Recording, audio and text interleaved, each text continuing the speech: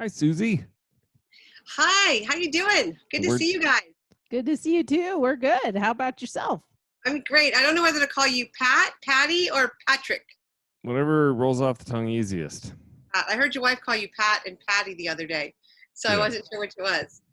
Yeah, I like him. I mostly call him Patty. Patty. I'll call him.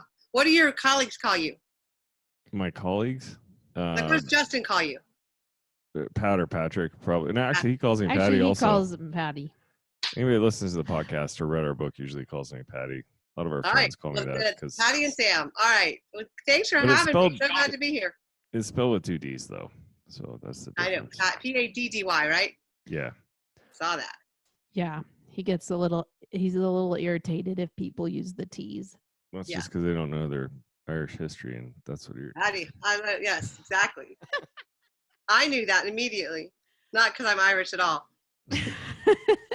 Well, so this interview just happens to be so timely with what you do and your background and what you're working on.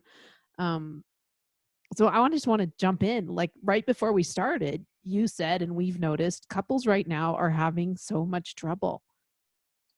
They really are. I have spent, 25 years in the business, but the last, I looked at my calendar and I started doing Facebook Lives over a month ago, middle of March, just to talk about this idea of how to do this relationship time all together. And I was kind of reviewing them for some coursework that I'm coming up on creating. And one of the things I said that I think I have said till I'm blue in the face is marriages that were doing well are struggling. Yep. So marriages that were already struggling are struggling more. But if this is just a hard time, and there in a couple reasons. One is even if you have great communication skills, and we laughed about this, my husband and I, when we were talking about, we were on a podcast interview, and what we talked about was, or getting ready for this interview, was the fact that we picked to live in a RV tiny home. I call it a tiny home. It's really a renovated RV. 3 years ago, it'll be 3 years in July. And so we picked to live together 24/7, 365 times, almost 3 now, in 300 square feet. And we chose to do this. And even though we've chose to do this, we've been working on the road, living on the road. These last, 5, 6, 7 weeks have been hard for us. And I kind of looked at it and I was like, okay, so we're getting on each other's nerves. We're having, we're kind of more sharp with each other. We're doing these things that aren't even like us, and I can't imagine, like, for people who didn't pick this. And what I realized was this: there's kind of two things. One, there is this real threat out there. It really is this uncertain, unknown weight upon us. And when we don't have clarity in the chaos, that uncertainty of the chaos just kind of wipes us out and takes us out of our game. And so I think one of the things that's happening is because of this real threat. I've read some neuroscientists and psychologists, and they're calling it, like, they're saying there's a fatigue that have come over us. So sleeping doesn't make it better.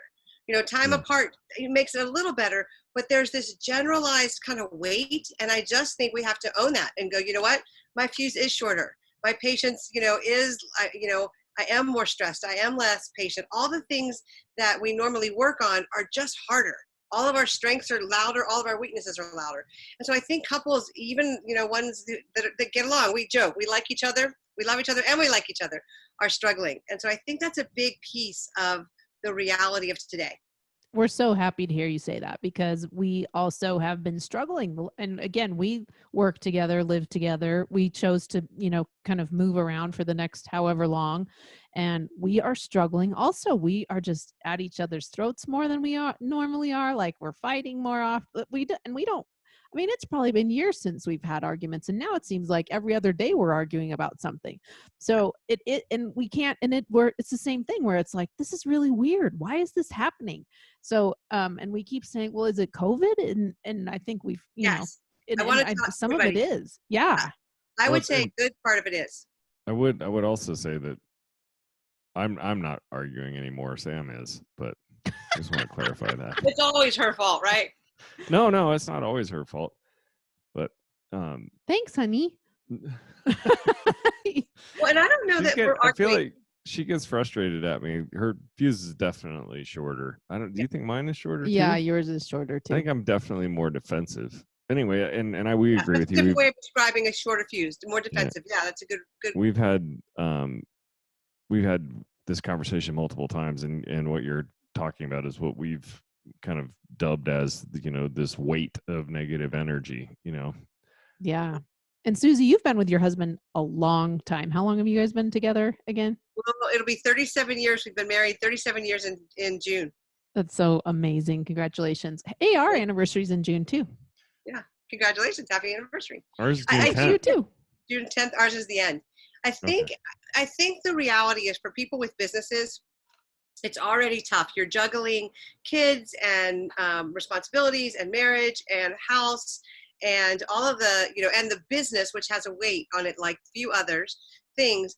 And now you've added this global pandemic and all this uncertainty, and businesses are impacted negatively. Mm-hmm. And so I think, yes, it's COVID in that we are in unprecedented times. Like we've done business for years. John has started and stopped businesses in our marriage. I've done that. We've built very successful businesses. We've walked away from them. We've had 3 children, and the stress of this time feels different. And I think it is because there's so much that's out of our control. There's so much we can't do. You can't really make a decision in certain arenas because you're waiting for things to unfold. And I think that level of uncertainty, especially for driven people, causes an additional angst. And so like that driver in us doesn't know where to go. Yeah. And we don't know what the rules are. Like the rules are changing every day. I got upset yesterday because we heard that Zion was open. So we went there to go do some hikes. It's not open. It's closed. And then Pat's like, we should hike here anyway. And I was like, we can't do that. And I start freaking out, like, we can't not follow the rules. And it's like, but we don't even really know what the rules are. It was another day where it was like, I got weird about following the rules, but part of it is we don't really know what they are. They change moment by moment. They really do. They really do. And the couples I work with is just what you just illustrated, is they're often on opposite sides of the fence. We should follow the rules. Oh, rules. What's the big deal? Let's just kind of see what happens. And so even that is causing a whole new level of tension with couples where they've navigated that in so many arenas of their lives. Yeah. And now there's new arenas. And, just throw the kids in the middle of that and all the rules, Yeah. So we have to follow the rules, and Pat's like, what rules? We'll just make them up as we go along. Well, the rules are for everybody else. I get why they're closing state parks. It's because there's a big conglomeration of people, getting on buses and doing these tours and that kind of thing. And it all makes perfect sense to me. You're trying to reduce major get-togethers. And so, but if you can drive through the park and there's a place that you can park and there's a wide open trail with nobody else around, I don't understand what the problem is. It's because... Well, I think that's a real deal, but what if everybody did that? Exactly. Well, then I wouldn't stop because we'd be breaking the rules. See, we have the same thing. Like, we need to save our money right now. And Pat's like, no, we're going to buy toys and enjoy this time, So it's like, and again, like these are things that we always have argued about. Like, these are things, the 69% of unresolved issues in our marriage, but they're just intensified right now. That's a great way to say it, Sam. I think the myth is that we get new issues. I think we just have the same issues and grow through them differently. We had a big conversation about tone of voice. I'm very vocal, and if you know how I feel, I'm very expressive and all that. My husband tends to be more like low key and all that, but I always know how he feels from the tone of voice. And so the other day, he had about the 3rd time, this was Saturday, and he kind of hit me with the tone of voice again. And then those are zingers. If you're a tone of voice person instead of a very passionate, expressive person, you're still expressing yourself in ways that feel like zingers to the person who you care about, to your spouse.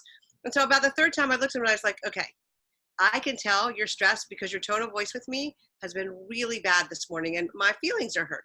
And I will hand it to him. He kind of looked at me and he paused and he went, yeah, you're right. I'm sorry.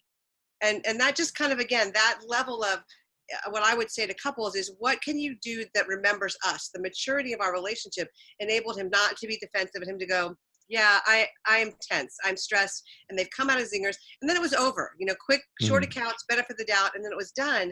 But that was a very interesting thing because I think, in, like you mentioned, Sam, that hasn't come up recently. There haven't been a lot of stressors, but suddenly we're in this place where the things that bother us more. Our weaknesses I think are sliding out sideways. I just think they are. Yeah. So what do you recommend we do about this, Susie? Well, it just so happens, I've thought about this a little bit. The very first thing I think, and that is I've been working on this 3-part framework for surviving Corona crisis or crisis and beyond, is that you've got to name your feelings. And I think we are very hesitant to do that because we feel judgmental of our own feelings. I shouldn't be, especially entrepreneurs who are, or people who are leaders in business. They're high achievers. They're used to pushing through, and it's very hard when you can't.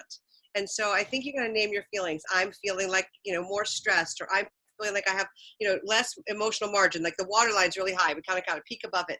And there's no shame in what we're feeling, but if we don't name it, they slide out sideways. They come out as zingers. Or like the other day, I was angry about technology, and I was just like, ready to throw my computer against the wall. And my husband looked at me and he goes, I think you're like more than mad at technology. I think you're feeling a little something else, like maybe a little bit of fear. And he was totally right, but it was coming out in technology. So if we're not aware of what's going on inside of us, it's going to come out somewhere, and usually in a place we don't want it to come out. And so one of the things I tell everybody I work with is you got to name your feelings first to yourself. What am I feeling? And, for me, it was I'm angry at technology. But the question really was, what else am I feeling? Because we could get off the surface. Well, I'm feeling frustrated. I'm feeling disappointed. I'm feeling, pent up. I'm feeling out of control. I'm feeling, all these things about this coronavirus. And I'm a high risk person in this. I've had chronic lung issues for 17 years post-cancer treatment. And so for me, I'm in that category of people who really, really shouldn't get it. And so I'm trying to be careful, and it feels uncomfortable in my own skin. I'm not a cautious person. Most entrepreneurs aren't. And so it's this rub. And when you pause and go, okay, what am I feeling? What I was really feeling was out of control. And my tech just happened to be my computer, and the buttons was where it was coming out that day. And once I could name my feelings, it didn't feel like it owned me anymore. I was like, okay, I am feeling this. Now, what do I want to do with how I'm feeling? So that sounds really simple, but if you pause and take the time, I think it kind of dissipates the anxiety of the moment or the intensity of the moment, and it helps our spouse know what's really going on. I love that. We because we kind of came up with 5 things, and I like that you're breaking this down a little bit, because what we said is, introspection is a really good thing to be doing right now, because you're everything's intense and you have the time to sort of look inside and say, what really is bothering me as you're going through these motions. And I'm super introspective, but I'm still like exploding and having weird moments and getting angry and thinking, what the hell's going on? So I love that name your feelings. Yeah. Perfect. And there's a question I have that I see it a lot. I do it a lot actually myself, but as when you're like the leader, the breadwinner, the high driven entrepreneur, the person, who's supposed to be the tough guy, you know what I mean? It's a masculine type person. Then a lot of times you want to pretend or feel unfazed. I got this. Don't worry about it. We're going to be just fine. So when those feelings do come up, sometimes you do that to yourself even. So what advice do you have to avoid that? lying to yourself about what you're really feeling. I think, and actually, I got to be honest, I just barely learned how to figure out what I'm feeling. Like this took 40 something years for me to be able to name my feelings, because we just didn't, in our family, it was like feelings weren't, we weren't touchy feely. We didn't, anger wasn't okay. We didn't like crying in our family. So I'm a very pretty stoic. Yeah. Until the last probably 5 years where I was like, oh, I have some work to do. So, but I think naming your feelings is a hard thing. Anger was totally okay in your family. Anger. Oh yeah. Anger was fine, but every other emotion was not okay. That's awesome. It isn't easy. I guess what I would say, I want to use the word, it feels awkward, maybe uncomfortable. Like back in the old days, for all your listeners, before you could buy jeans that were soft, you bought jeans that were stiff. And they like stood up alone. You had to put them in the washer with like different powders and rocks, and we didn't have easy pull-on jeans like water, acid wash jeans or softened jeans. They were stiff, like cowboy Levi jeans. And so I always tell people, it feels awkward. It feels like stiff jeans, and you kind of got to break into it. And so one of the ways I help people figure out what they're feeling is ask if I can't name what the feeling is, when have I had this same reaction before? When Oh, have smart. I been in this place where and if you can't say a lot of people say, I think I'm angry or I think I'm frustrated. If you can't name what the actual feeling is, when did I act this way? When did all this come up before? And so that kind of can tag it, because usually in retrospect, if you can't name it now, you can go, oh, so for me with the tone of voice, actually, let me do a different one. For me, I've been a little more stressed because I'm high risk. And I began to think about, John was like, you just seem angsty and shorter. Like you mentioned, you're kind of snippy.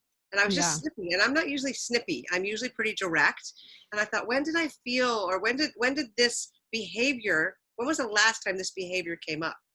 And it was actually when we were making all these decisions about moving into the tiny house, when it was this intense. And there was so much that was going on that I couldn't keep my hand on things. And I thought, okay, I remember thinking there was a lot. I remember feeling overwhelmed and out of control. Yeah. Oh, could that be what's happening now? And so I Brilliant. go back to when was this behavior similar in the past? Yeah, because I can name my feelings. I'm pissed, but then I'm Yeah. like, but then then I'm like, I don't know how to go deeper. So this is good. This is really good. When have you been pissed in the past? Woo. Yeah. So there's so many times that it's not. Yeah. but like you said, like you have to kind of go. You have to go a level deeper than just naming anger. I mean, Right. especially anger, because anger isn't. It's sort of something. It's always something else. It is. Yeah, anger is a big mask. It's a mask for sadness, for grief. And I think that's where when we ask for fear, yes. When did this behavior, when was I like this before? Maybe that's a better way to say it. When was I like this before? And usually that'll give us a clue as to what's going on underneath. Anxiety, that's a big thing for fear. People aren't going to say, oh, I'm afraid or I'm anxious, but they can be, snippy or over controlling. Like, one of my clients was working on, they felt like if they had everything just like this, they would be able to beat off. And I was like, what do you think's going on? And at one point in her life, without disclosing the story, this behavior manifests itself, and she was just very anxious and very afraid. And so I think that level of, when was I like this before? And if it was yesterday, I would go kind of pre-COVID and go, when was I like this in the last major, issue in my life, or crisis in my life, or crisis in the world? I think this is such an amazing, I mean, as awful as everything is, it's an amazing opportunity to grow. Huge. Huge. What's going on with your with like your current clients now that you coach? I mean, obviously. Well, I have to be careful, right? Right. My clientele are all like leaders or influencers, and they're so I talk about, my tagline is high performers. I help high performers thrive in the relationships that matter most. And what I am finding with high performers and leaders is that they are feeling the weight of the people they lead. Yeah. In the beginning, there was a lot of, okay, what are we going to do? What are we going to pivot? It was go get them, get out there, care for people, lead well. And and that was the question, like, what do I need to do to lead my people well? And that in terms of motion forward focus. What I'm finding now is they're now feeling the weight of the people they're leading. And there's kind of this heaviness to it, because they're leading. I mean, this is the weight of being a leader. They're influencing people, and they're having to ask questions of themselves that they haven't had to ask before.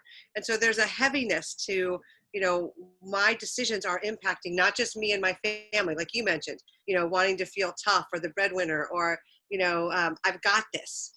They're feeling like, I don't know if I've got this. And I've got these people depending on me. What do I do with that? What does leading well now look like as we're coming out of, potentially now, as this is coming out, it's probably, states are starting to open up. People are having, different reactions to that. And so I'm seeing a lot of responsibility and the weight of being a leader. Mm-hmm. Yep, I can see that. I can feel, I mean, I feel like in our businesses, I can feel that too. Yeah. A little bit. Where are you guys feeling it? Like an example of that?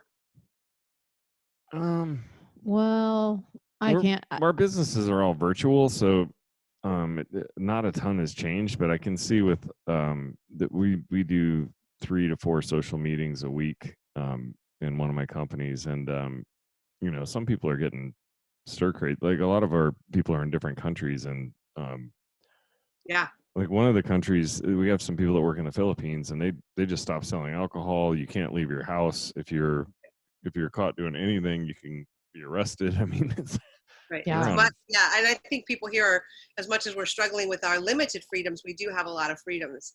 Mhm. And we have good friends in Israel, and they are literally 31 days of lockdown in their home, groceries delivered, nothing outside. And that is just a tough one.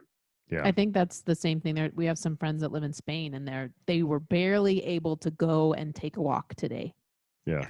So yeah, people, that's heavy, but also, investing is weird right now. Yep. Nobody can, nobody's gauging the markets because nobody really knows what's going to happen. And so money's dried up, and it's just a clusterfuck. Yeah. I think people are concerned even about, where they're, do they invest in business? How do they keep their employees? Do you furlough? And then the whole big hope of the money that was coming for small businesses, and then it was gone so fast. I think people are feeling incredibly unsettled, and the normal things we do to function in those places are not available. We can't work more. We can Netflix more, but that doesn't get us, that only eases us for a few minutes. I just think, and we're not equipped to deal with long-term uncertainty. This was the other piece that I realized, is that it's not like we're at war and it's going to end one day and it's going to be over. The other thing I'm talking a lot with leaders about is, what does re-entry look like? What does opening up look like? And the people they're leading. There will be people who have to be more cautious. There'll be all kinds of judgment going on. And so it's not like one day they're going to go, okay, all better, go, the war's over, and let's all go, storm City Hall and be excited. Yeah. I just think people don't know what to do. And when we don't know what to do, we seek to control something. Yeah. We just help. I've been trying to control Pat. Yeah. How's it working? It's terrible. It is not working at all. He doesn't like it. I'm not controlling shit. So then I keep looking at myself like, I have to control myself. Right. I need to control myself trying to control Patty. Well, you could control. You're just not doing it right. I'm not trying to control you, right? Oh, you mean like with sexual favors or something like that? Yeah, I'm sure there's an easier way to go about it than the ways you've been trying. This is a good point. This is an excellent point. I like where you're going with that. Yes. Yeah, we've actually been recommending that. Well, it's a study that, who was it? Is it a Gottman thing? I don't know what you're going to say. The argument to sex ratio. No, that's not Gottman. That's some other. That's some old research from the 70s where they did some research and found that if you have sex twice as many times as you argue, then your relationship's fine. There you go. So with that, we preach that. So you just got to argue with them more, then you can get more sex. No, I think it's the opposite ratio that we got to work on. But what are your thoughts on that, though, as far as like the intimacy being a potential cure for, not necessarily a cure, but maybe an alleviator? I think good sex is always a great idea. Boom. Amen. We can agree on that for sure. I, however, know a lot of couples who don't have good sex, and that's where the issues come in. And I think you have to talk about, where do we connect? How do we pay attention to each other? Again, I always do a disclaimer that outside of abuse, harm, that kind of stuff, there is, always a place for deeper connection. I teach 5 kinds of intimacy, and I feel like if you have mental, emotional, spiritual, physical intimacy, sexual intimacy works out really well. And so I look at couples and we talk about that. What I've heard from a lot of couples, though, is with all the kids home, like what do we do? How do we get alone time? And then the level of stress and like we mentioned, those picky arguments. And so connection is disrupted. And again, the way we're wired, God wired us really differently. I think men are like, so light switch on, ready. Women are like, okay, we need to connect. I need some time. And there's another disconnect there. And so we have to, I think, pause and stop and say, how do I love my spouse well in this place? How do I commit to them? And then today I spent a time with one client just talking about, how do I ask for what I need? How do I come to my spouse and say, here's what I need? And with the vulnerability of knowing they might say no, whether it's for communication, for connection. This happened to be, a physical touch thing where she's like, I just want to snuggle more, and how do I ask him for that? And what if he says no? And then that gets in the way of me feeling connected and warmed up. And to me, that's foreplay, and he doesn't get that. And he, and so those communication awkward conversations. We started a couple minutes ago. It's awkward to have this conversation and talk about things. every couple I work with, eventually we get to talking about sex and what they like and don't like. And they look at me like I have four heads. They're like, we're supposed to talk? I'm like, yes, you're supposed to talk. A lot. In Definitely. fact, yeah, if you talk, the more you talk, the better it gets. Better it gets, because nobody, unfortunately, nobody's a mind reader.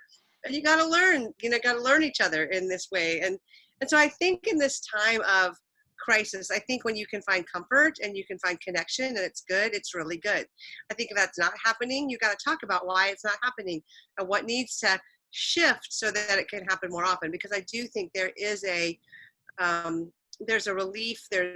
We're made for that level of connection. I did a marriage thing for a group of leaders just last week, and one of the things I had them all do when we did it was a Zoom. I was like, okay, sitting with your spouse, the first thing I want you to do is hold hands. While you're sitting there, hold hands, put your arm around her, and you'd be surprised at how many couples weren't doing that. They were sitting kind of next to each other, but I was like, okay, hold hands. Just physically have contact every day. Get a good old hug in the morning. Just start there. And it was interesting because with little kids, with work, with the burdens, those things go by the wayside so quickly.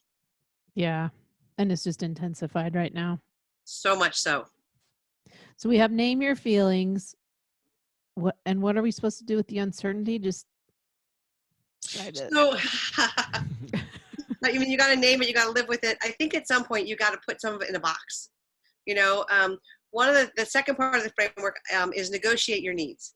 And I have couples, like, I'm a big fan of Post-it notes. I'm like, sit down and talk about what you need. Take 10 minutes and take a stack of Post-it notes and write every need, single, one at a time, on a Post-it note, and just put them on your table. Whether I need 10 minutes alone in the morning to just gather myself. And high introvert, I need 30 minutes at the end of the day in the closet with nobody around. I need the kids' lunch made. I need this hour to be, free for me to be on Zoom without any interruptions. I need, not once, I had one man go, I need to be alone in my office from 9 to 5. I'm like, that's a want. That's not a need. And so I need time to recharge. For an extrovert, I had one client, I was like, I need people time. I need to get, even if I go in my car and drive around and go to the drive-through coffee shop to say hello to this barista, because these extroverts are missing all of the connection points of walking into an office. Yeah. To write down all your needs and then kind of take whatever, I need the closet organized. I need the yard done. I need, to take what you can and move what you can that's not immediate off to the side and shed that for later. And I think it's really important that you do what I call a parking lot list. That was from one of my clients. She said, I call it a parking lot list. And I love that because if it's in the parking lot, I'm not thinking about it. If it's in your head, it's going to ping on your radar screen and emotionally drain you. And so you make this, you take everything off you can away. Like, you got to feed the kids. That can't go in the parking lot. But, making sure the kids' rooms are neat, or making sure that you organize the pantry, parking lot, that can happen later. And so then you look at your needs and you kind of put the top 2 or 3 in each category at the top, and then you negotiate. How do we make this work? If I have a meeting from 9 to 11 and it really is not professional for our kiddos to interrupt us, can you do that? Can you be on kid duty from 9 to 11, husband?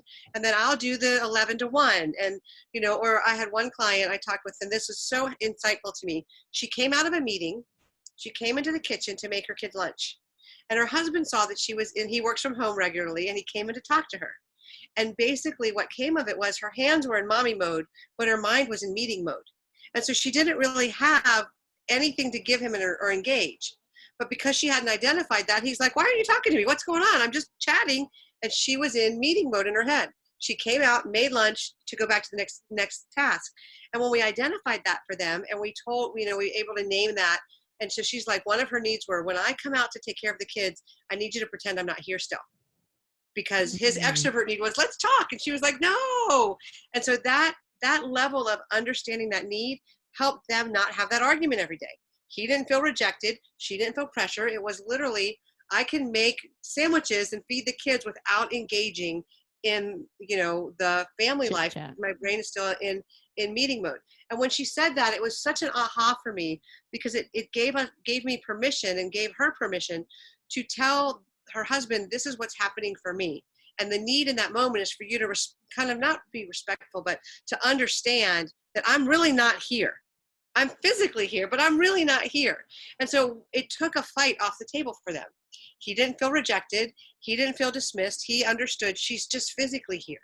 And so those kind of negotiating your needs, I think, help couples, again, take a third of the fights off the table. Why do we got to argue about this when I understand this is just the need for right now. Sure. That was a long answer.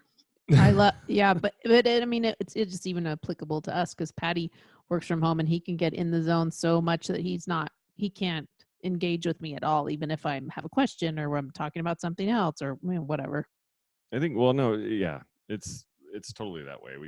This is something I've learned. That's an argument we've taken off the table, so to speak. Yeah.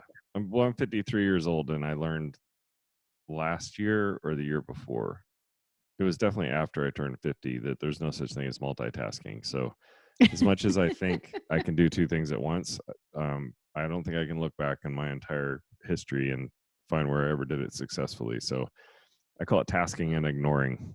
So if I'm thinking, there's a science behind that. It's called, they actually now call it switch tasking, where you switch from one task to the other. And the myth is it doesn't take your brain time to readjust, and we actually lose focus in both places. So I'm a big fan of timers. Set a timer and get it done, and then move in. But if you're in the Corona crisis and you live with an extrovert, they're going to want to people you to death, and kind of connect with you and not realize that is causing you to pause. And so you kind of have to have, I think you all need little hats. Like, what mode am I in? Mommy mode, work mode, spouse mode, open for chatting, Well, it's hard too when you're both working 20 feet apart and you cross paths all the time. I mean, I do this to Sam and she does it to me all the time. But that's mostly because I'm working in front of my computer more often than she is. But she'll just start talking to me when I'm in the middle of typing an email or something, and I won't hear a word that she said. And then she'll get frustrated that I didn't hear anything she said. And I'm like, well, honey, I was writing an email when you started asking me that. Yeah, so. And I'm always like, oh shit, sorry. Right, I do that all the time. And my husband will be like, are you talking to me? Or he now will say, I'm working. Like, hold on, I'm working. And that reminder, like, there's a great example. Pre-corona, I didn't have that, like, I'm interrupting him more now because of all of the angst and some of the things that haven't happened. I mean, I ran out there. Like, I don't want people to underestimate the amount of connection that comes from physically being in other people's space. Mm-hmm. Kurt Thompson is a MD psychiatrist. He wrote the book of The Soul of Shame and a couple other books. He's a brilliant man. And he wrote an article recently about the physiological missing of people. Like, our bodies are missing other people's energy. And so when you walk through the office and you say hello to somebody, or you go to your barista and you get your coffee and they greet you, or you see your secretary, or you meet people in the elevator, there's all this physiological energy connection that we're not getting. And he also talked about how when you're in a meeting and somebody showing empathy, they kind of lean in and you can read body language that you can't do on Zoom, that you can't do on video. If you can do it, it takes a lot more energy. It takes a lot more leaning in. And so people are tired. And so extroverts are dying because they're missing all those touch points. And so, they walk into their spouse and they start talking to them. Yeah. Well, and the other side of that too is, or not, I shouldn't say the other side of it, on the same side of it. And to add to what you're saying, when you can walk into a room and feed off of the energy in that room, positive energy. Correct. I mean, we've all walked into rooms where we're like, whoa, what's going on in here? And there's the negative energy. And unfortunately, right now, most of the energy flowing around everywhere, the actual universe, is the whoa energy. Yeah, you walk into the grocery store and everybody looks like you are the virus, right? Yeah, it's very hard. And how do you then stay positive in that? And then if you're the positive person in your home and there's no place for you to recharge, I think there's just everybody's kind of walking around drained. Yeah. And the things that I think we need to do go to my third point, which is learning to navigate this new normal, and there's 3 points I would make. One is to just resolve that you're going to choose what's best for you and your family. You're going to figure out, this is what works for me. You're going to have your powwow. You're going to make your decision, and you're going to not compare with everybody else. You're going to unfollow, unfriend, pause the accounts that make you feel lousy. I had a client and she was like, but all my friends are doing all these projects and so-and-so's exercising and so-and-so's doing, I'm like, that's their way of coping. Mm-hmm. If your way of coping isn't to over-exercise or over-energize, then cope your way and don't look at what they're doing right now. Don't compare. You will always lose, So just to resolve, like, this is what works for our family. And I think as people are coming out of the crisis and they're beginning to look at what the states allow and what can we do, you got to look at your family and go, what works for our family? I had one consulting group that I was working with that they have big meetings, and I was like, okay, how are you going to handle the fact that some of the people aren't going to be able to come back because their kid is high risk or their kid's best friend, is high risk? How are you going to navigate that? For us, John couldn't hit go right back to work because he would be exposed. And so you've got to navigate that and just go, what's best for us? The second thing you got to do is you got to reimagine what's possible. And I think I look at this every day and think, what does this make possible? You know, in this very odd way, it made this connection possible because I ended up talking to Justin and he was like, hey, let me connect you with, you know, Sam and Paddy. And so things that are possible that we're not really aware of that are happening already. You know, family game night, or couples going for a walk, or eating dinners together, or, you know, online work, virtual work, remote work in a whole new world. So reimagining what's possible, I think, is really important. And then the last thing is really looking at what does it mean to be resilient. And that's kind of that bouncing back, that everyday sense of how do I get through this in a way that keeps me intact. And for some people, you know, it's Netflix and Fritos, and that's okay. And for other people, it's, you know, walking a marathon in their backyard, and that's okay. And so, you know, whatever you need to have that resilient spirit within you so that you can feel good about what you've done in a day. And I think for leaders, for entrepreneurs, for high performers, that's very difficult because while they're resilient in bouncing back, they're not resilient in allowing themselves to be less than the best. If that makes sense. So I imagine for you, we mentioned, Paddy, that you're in a group of a bunch of entrepreneurs. I imagine there's an angst of what's not getting done, of where they're not performing. And, you know, I did this whole training on showing yourself grace in these times. I did this thing for this 1 hour training last Saturday, and I got off the phone and I started in on what wasn't getting done. And my husband, God love him, he goes, did you listen to what you said to those people? Yeah, we've been there. We all fall into that. Yeah. And I think entrepreneurs are terrible at that. And they're just, and I'm, you know, pot kettle. I will be the pot. You can be the kettle. But I think that piece of it that says it's okay is not something we're good at. Sure. Well, the other side of it too is, why do I keep saying that? That's like the third time I've said it, and I'm not even talking about the other side. I'm talking about the same side. Give yourself a little grace. Give yourself a little grace. It's all right, baby. Say it however you want to say it. I wanted to circle back to the control thing, because there is a big, you know, you felt it, I felt it, we have all felt this like lack of control. And if you can put a name on that I'm feeling, you know, not in control, I'm feeling out of control, right? Then the next thing is to ask yourself, was that serving me at all? You know what I mean? That need for control, is that anywhere on my table? It's not even in the parking lot. Yeah, that's a good point. I think the idea is when we're looking for control, really, if we can let control go and look for clarity. And so I think when we feel chaos, we go to try to get our locus of control. And what we're really looking for is clarity. And the clarity that we can have in this moment is, what can I do? Like you mentioned, what's possible? You know, who do I want to be in this time? And that's one of the big things I talk a lot about, especially for marriages. Like if you bookend your marriage and you go, okay, pre-corona, we had these things and we really do need to revisit them at some point in time. But now is not the time to talk about last month, last year, when little Bobby was whatever. You want to put those in a box for later. And you kind of want to bookend them and go, what's our marriage for this moment going to look like? Are we going to be people who are patient, are resilient, are believing the best of each other, even when we're snippy? You know, it took 3 or 4 times for John to have that tone of voice before I said, hey, you know, because I was trying to let it go. Or when I've snipped at him, you know, and been short, and he, you know, is like, you know what, I know that's not about me. I know that's about this thing. So everything doesn't have to be talked about. In this moment, in this season, what kind of marriage are we going to have? Because we are stuck together. We do have to get through this together. And one of the things I've seen that's really fun is couples are connecting. They are finding ways to say, hey, you know, kiddos, one of my big things is make the kids do the dishes, go for a walk, you know, play a game. Or if you're going to watch a movie, because that's the best thing for you to do, snuggle on the sofa. Like before Corona, we were like, okay, who's got what carpool, what activity, what work meeting? And now we're kind of like, you know, what social hour? It's like, you know what, this is us, this is what we got. And so I am hearing stories of couples connecting. And I'm going to circle back to, but the clarity is, I'm out of control of these things. What can I control?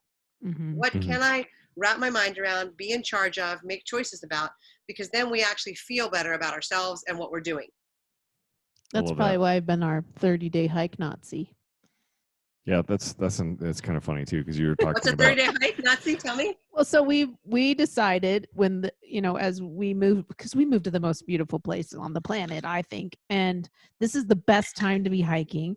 And What's that? And then they shut the parks. then they shut the parks, but still, like, we have so much BLM land in Nevada and Arizona and Utah. So even though the parks are shut, the BLM land is not. So there's tons of stuff that we can do outside. So we decided to do 30 days of hiking in the next 30 days. Yeah. 30 hikes in 30 days. Yeah. That's great. Yeah. And so, but every day I'm like, okay, when are we hiking? And Pat's like, oh, I have so much to do. But now maybe it makes sense. Like, it's like the one thing that we control that we committed to, like, like we are doing this hiking. So when he's like, kind of like on the fence, I get irritated a little bit. Well, I mean, yes and no. I am and I'm not, Well, there's a little bit of it has to do with her definition of what constitutes a hike. Like, it can't be like on what the are cement. Now we're back to the rules thing. The rules rules are so has to be on dirt. Done. Yeah. It has to be someplace we haven't been before. It has to, and a lot of them take a couple hours because you got to drive to get there, and then you're going to hike for 2 or 3 miles, and so yeah, those are the only times where I'm like, I may have pushed back because for me, I wanted to do it because I wanted to create a new habit, and because we can, and it almost makes me feel a little bit guilty because when you talk about some of the people in cities, they can't get out. They can't go anywhere or do anything. With kids who are home full time. Now, we've talked about this when we met the first time. Neither of us have kids at home, so we have a lot more freedom. We do. Yeah. Yeah. So, but I will say this for you, Patty. One of the things that I would suggest you guys do with that is that you look at, okay, originally we wanted to do these 3-hour hikes or 2-hour hikes every day for 30 days. And we did let's say you did 4 or 5 and you're realizing it's not working as well. And one of the things I've learned from my husband is to pivot and shift. Mm-hmm. And so to go, you know what, that's a great idea, but let's adjust it. Let's say, as long as we go for, an hour, it can be the same place, but as long as it's 30 days in a row.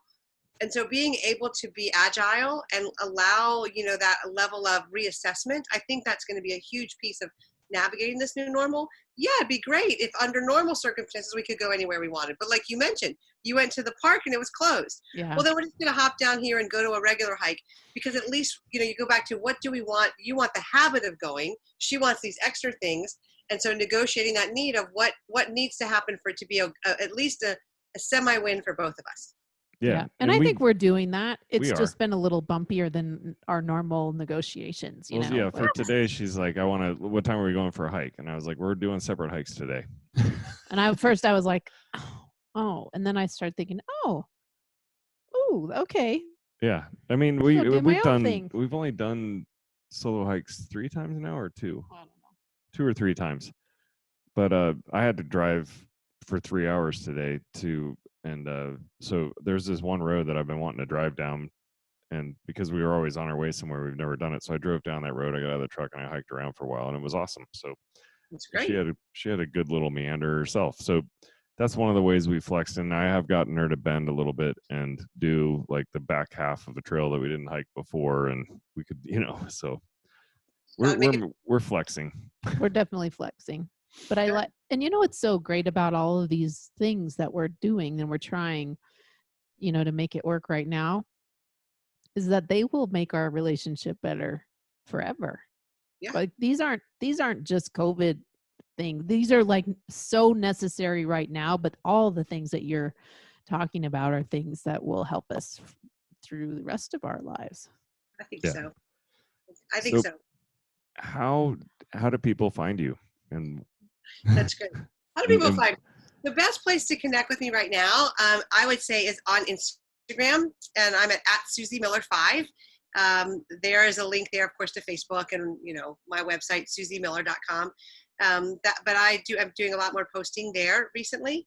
And one of the things I would say is I'd love to give everybody a gift, and that is something we didn't actually even talk about this, and that is for couples to connect and talk about fun things. I think right now one of the things that's happening is there's so much that's hard and serious, and kids and schedules and all this stuff. We're not having fun together, and then fun is another thing I got to figure out. How do I have fun today?